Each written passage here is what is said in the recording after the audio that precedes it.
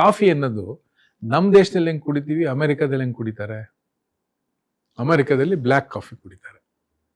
ಇಷ್ಟು ದೊಡ್ಡ black coffee ಕುಡಿತಾರೆ. 100% ಗ್ಯಾಸ್ಟ್ರೈಟಿಸ್ ಆಗೋ ಸಾಧ್ಯತೆಗಳು ಹೆಚ್ಚು. ನಮ್ಮಲ್ಲಿ ಇಷ್ಟು ಡಿಕಾಕ್ಷನ್ನು, ಇಷ್ಟು ಹಾಲು, ಅದ್ರ ಮೇಲೆ ಏನಾಗ್ತೀರಾ? ಶುಗರ್, ಸಕ್ಕರೆ.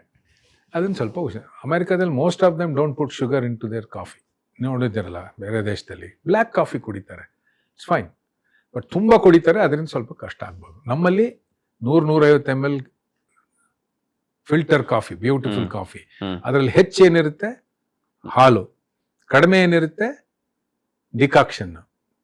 ಸ್ವಲ್ಪ ಕಡಿಮೆ, ಹೆಚ್ಚು ಕಡಿಮೆ ಇರೋದು ಸಕ್ಕರೆ. ಸೊ ಸಕ್ಕರೆನ ಬಿಟ್ಬಿಡಿ. ನಮ್ಮಲ್ಲಿ ಹಾಲು ಇದೆಯಲ್ಲ, ನಾನು ಇಷ್ಟು ವರ್ಷದಲ್ಲಿ ಏನ್ ಮಾಡಿದ್ದೀನಿ ಅಂದ್ರೆ, ಇಷ್ಟು ನೀರು, ಬಿಸಿ ನೀರು, ಅದ್ರ ಮೇಲೆ ಇಷ್ಟು ಹಾಲು, ಅದ್ರ ಮೇಲೆ ಇಷ್ಟು decoction. So my coffee is mainly water.